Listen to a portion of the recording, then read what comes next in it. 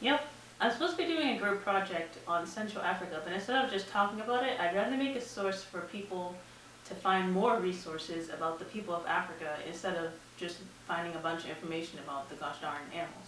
Most historical texts in Africa are always mainly from a European male kind of standpoint, where they're conquering wars, sacrificing themselves for the greater good, and showering colonialism on primitive people. My question is, what did the Africans think when colonials entered their homeland?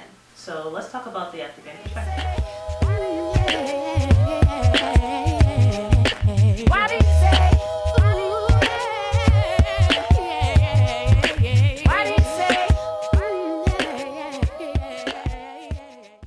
So we can see how this ties to other Central African countries when we look at Cecil Rhodes and his plans of implementing a transportation system in Africa. Sounds great, right? This could unify the continent and reshape borders. But hold up. Hold up. Check it out. This idea of transportation was not for Africans. It was for colonials and their travel plans for Africa in the future. But when natives started fighting for their independence, the development was stopped and abandoned. You can't put your development in your pocket and just take a few back to your country. It just stays there. It gets abandoned because the natives don't know how to maintain it.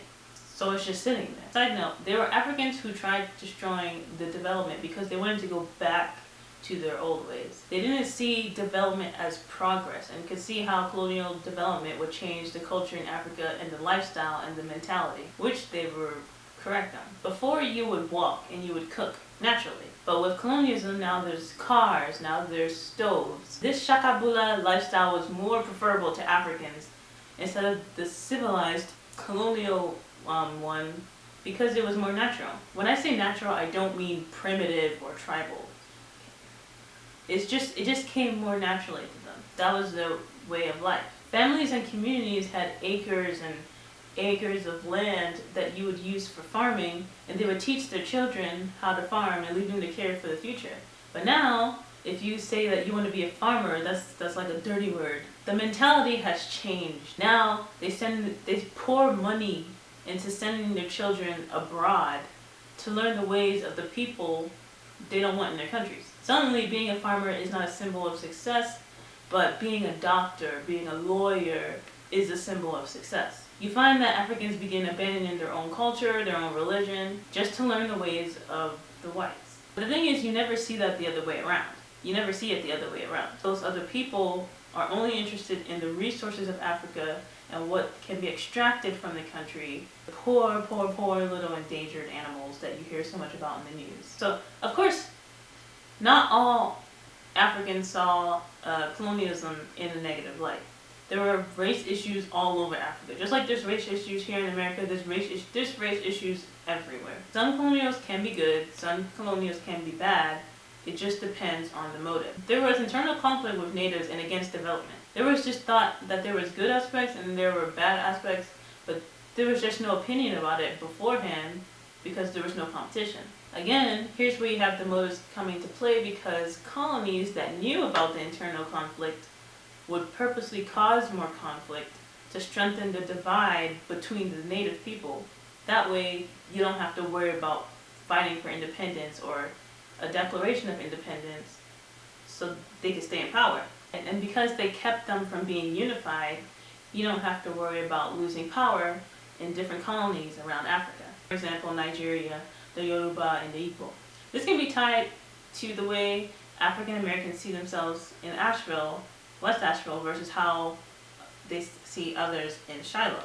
Definitely from the same community, but that kind of mentality says that even though we're the same, there's still a division between the two. That's the same thing that's happening in Africa. And this is where plebiscites come in. Plebiscites is a common word often thrown around in Africa. We had a plebiscite, like during the plebiscites, yada yada yada. Plebiscites are how you divide and group people. The people choose the colonies in retrospect of who they want to stay under. For example, when Germany lost the war, the colonies in Togo and Namibia were also given up. So some of Togo went to the English, some of Togo went to the French. This also happened in Cameroon after World War II. When this is happening all around the continent, you begin to see how it explains the political geography and how borders are reshaped and redrawn, as well as the maps in Africa. And you begin to see how colonial power shifts around Africa throughout the results in the wars. Now you may be wondering, why would they even choose like one of the two evils? Why not just be free? It's not that simple. Some black people still believed that they were better off in slavery than when they were free, and that freedom had done nothing for them. At least when they were enslaved, they had a place to sleep, they had a place to eat. But when they're free, where are they going to get money? Where are they going to get a job? Where are they going to get a place to stay? Even Harriet Tubman had to threaten slaves with a gun to get them to come to the north because of that mentality. And this is somewhat the same mentality that's going on in Africa with Africans, but instead of a permanent reign of colonialism, it was more like they wanted colonialism just to go at a slower pace when they exit. But why?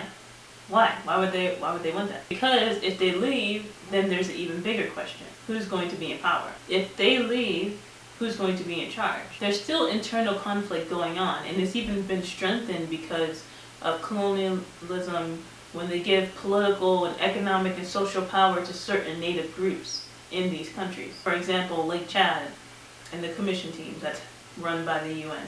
And because of that question, you begin to see shifts in political views in Africans throughout the country. You begin to see that Africans start deciding that they would rather have someone unrelated outside of the community in charge and in power than have everyone be servants than to have their sworn enemy be in charge. That's where we're going to stop today about thinking about the African perspective on colonialism and political geography.